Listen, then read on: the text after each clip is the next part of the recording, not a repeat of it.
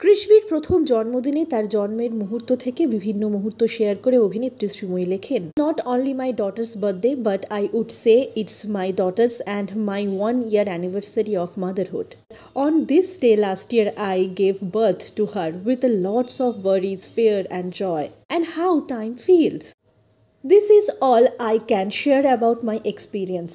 A house and a woman know what a difference a child can make in their lives. Earlier, I used to think about how I would spend my time alone.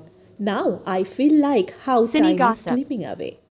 I will only say this, after Krishvi come, our life has been complete with her sweet calls, her enchanting look, her giggling laughter, her huggings and crying. I have no credit for this or Kanchan because every child is a messenger sent by God. শুধু এইটুকুই জানাবো, আমার ও কাঞ্চনের ভালোবাসার ফসল কৃষ্ণীর আজ 1 বছরের জন্মদিন।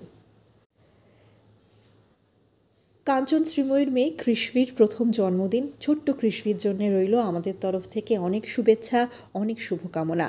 Happy birthday